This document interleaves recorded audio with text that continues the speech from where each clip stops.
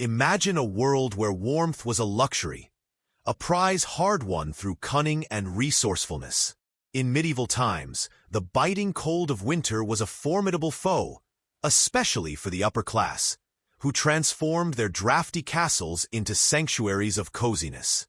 Picture a noble, wrapped in furs, basking in the glow of a crackling fire, their home a fortress against the frost outside. Their secret? A blend of ingenuity, sheer determination, and a knack for turning necessity into brilliance. And trust me, you'll be amazed at the lengths these nobles went to keep the chill at bay. Their greatest weapon against the cold was something we barely think about today: the fireplace. But these weren't the sleek, button-activated hearths of modern homes. Oh no! These were colossal, ravenous giants, devouring wood with the ferocity of a dragon. Picture this. A single noble household could burn through over 150 logs in a single week. Enough timber to construct a small cabin just to keep the flames roaring for 7 days. The heart of any castle wasn't a gilded throne or a stern ancestral portrait. It was these massive fireplaces, the pulsing center of warmth and life. Poor servants trudged through snow-dusted forests, hauling armfuls of wood, their breath clouding in the frigid air, knowing their labor kept the castle's heart beating. Because, let's be honest, without those fires, survival was at stake. But here's the catch. Even with these blazing behemoths, castles weren't exactly tropical oases. The heat clung selfishly to the hearth, like a friend hoarding the best snacks at a party. Rooms farther from the fire could be cold enough to preserve ice cream. If only they'd invented it.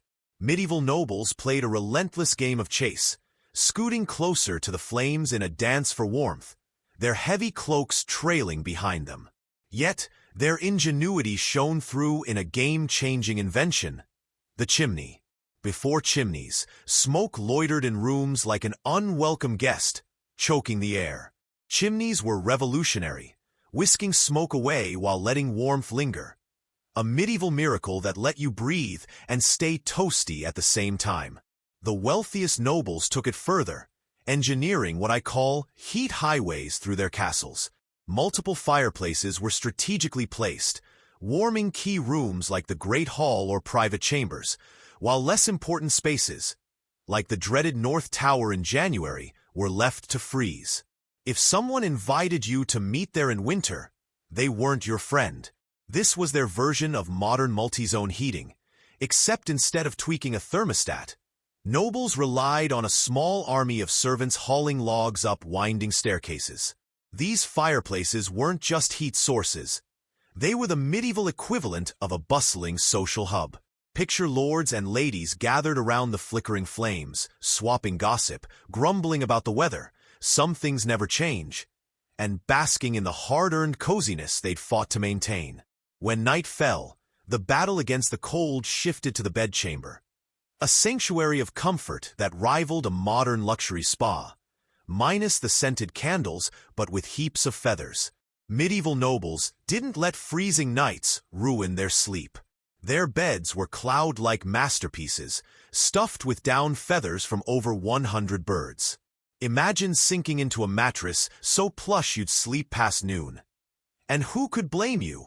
Layer upon layer of woolen sleepwear enveloped them like a second skin, followed by up to 7 heavy wool quilts, each one a testament to their determination to stay warm. Getting into bed was a workout in itself, a noble practically buried under a mountain of fabric. But the real genius? The bed warmer. Servants would heat metal pans filled with glowing coals and slide them between the sheets, creating a toasty haven. One wrong roll, though, and you'd be playing a medieval version of The Floor is Lava, with a singed toe as your prize. Then came the 4-poster bed, draped with thick curtains that weren't just for show. Once drawn, they formed a cocoon of warmth, muffling the sound of chattering teeth and sealing in every precious bit of heat. And let's not forget the carpets, lavish imports from distant lands, laid over stone floors that felt like they'd been chilling since the last ice age. These weren't mere rugs. They were investments in foot-warming luxury, the medieval equivalent of heated flooring. To fend off the cold, medieval nobles didn't just rely on their homes. They turned their bodies into fortresses of warmth. Their clothing was a masterpiece of layering, a more is more philosophy that made them look like regal, overstuffed peacocks. It started with linen undergarments, designed to trap air close to the skin like a personal heat shield.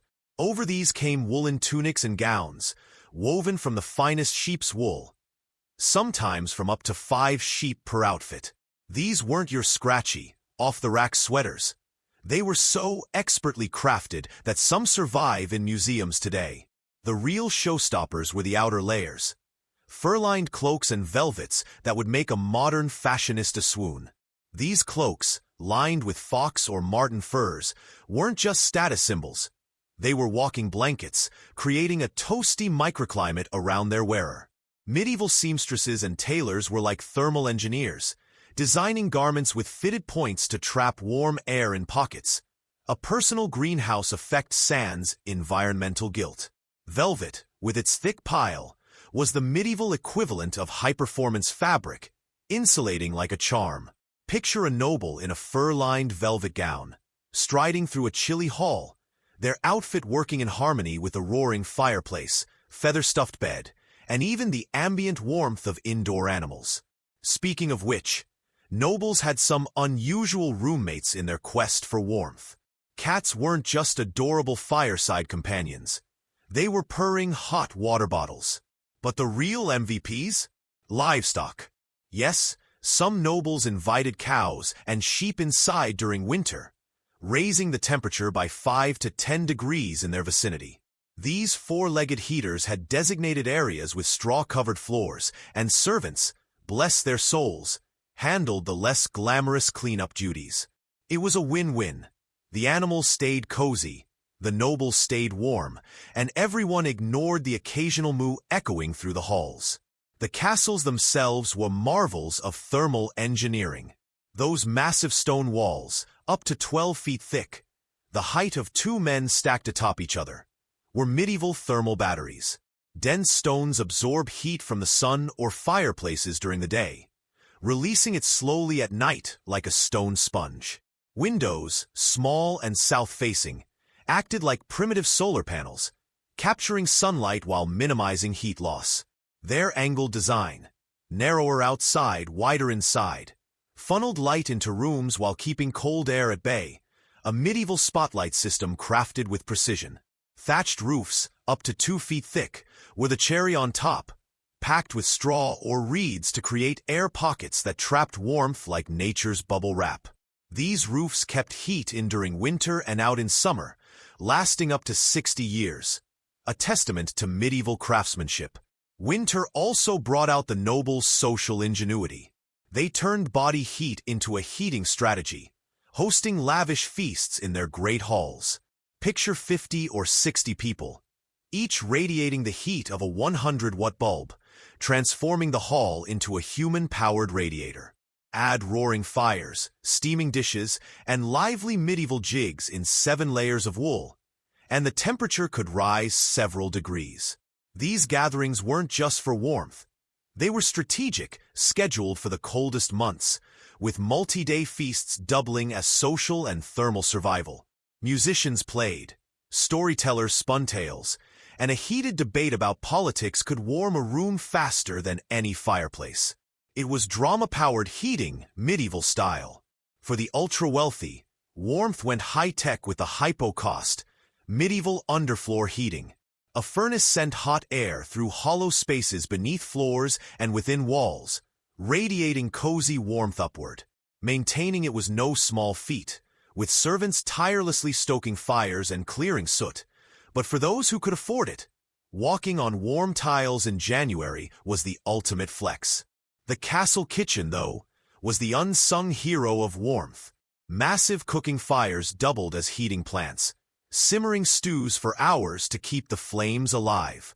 Heated stones warmed wine or ale, and the kitchen's steamy, firelit glow was a haven where servants thawed their frozen fingers amid bubbling pots and sizzling roasts. From fireplaces to fur-lined cloaks, From thatched roofs to communal feasts, medieval nobles wove a tapestry of warmth with the threads of creativity and resourcefulness. Their methods, using animals, leveraging architecture, and turning social gatherings into heating systems, were as practical as they were ingenious. Remarkably, many of these techniques echo in modern solutions, from the comfort of a crackling fire to the insulation of thick walls.